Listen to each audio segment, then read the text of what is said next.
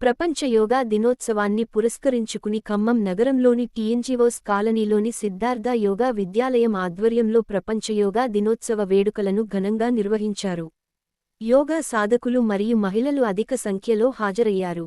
ఈ సందర్భంగా యోగా గురువు రామచంద్రరావు మాట్లాడుతూ ప్రపంచ మానవాళికి మానసిక, శారీరక ఆరోగ్యం కోసం ప్రకృతి ఇచ్చిన వరం యోగా అని, యోగా సాధన మనిషికి ఉత్సాహాన్ని మరియు ఆరోగ్యాన్ని ఇస్తుందని, ప్రతి ఒక్కరూ యోగా సాధన చేయడం ద్వారా దీర్ఘకాలిక వ్యాధుల నుండి కూడా దూరమయ్యే అవకాశం ఉందని తెలిపారు.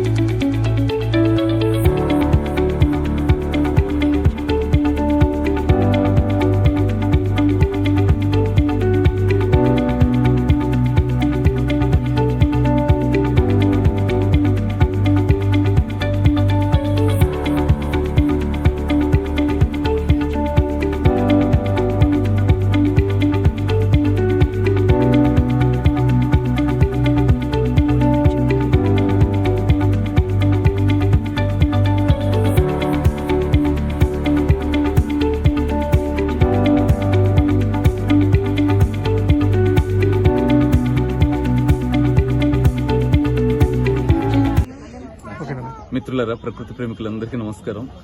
భారతీయ సంస్కృతిలో అభివృద్ధి అయినటువంటి యోగా ఇవాళ ప్రపంచవ్యాప్తంగా అనేక దేశాల్లో అనేక జాతులు అనేక మతాల వాళ్ళు అనుసరించేటువంటి పద్ధతి రావడం అనేది భారతదేశానికి, ఆ దేశ ప్రజలమైన మనకి గర్వకారణం. అయితే ఈ ప్రకృతి సహజ విధానాలని అనుసరించే దానిలో మనం గతంతో పోలిస్తే ముందుకు వెళ్లాం, కానీ ఇంకా మన ప్రజలకి ఈ అవేర్నెస్ ఇంకా పెరగాల్సిన అవసరం ఉంది. మనకున్నటువంటి మొత్తం జనాభాలో ఆరోగ్యం కోసం యోగా మీద ఆధారపడుతున్న వాళ్ళు, ప్రకృతి సహజ విధానాల మీద ఆధారపడుతున్న వాళ్ళ కంటే కూడా మందు మీద ఆధారపడుతున్న వాళ్ళ సంఖ్య ఎక్కువగా ఉంది. ఆ పొజిషన్ మారి సహజ విధానాల్లోకి రావాలంటే, మన కన్నతల్లి లాంటి ప్రకృతిని అనుసరించాలంటే ఈ అవేర్నెస్ మన కుటుంబాల్లో ఇంకా వ్యాపించాల్సిన అవసరం ఉంది.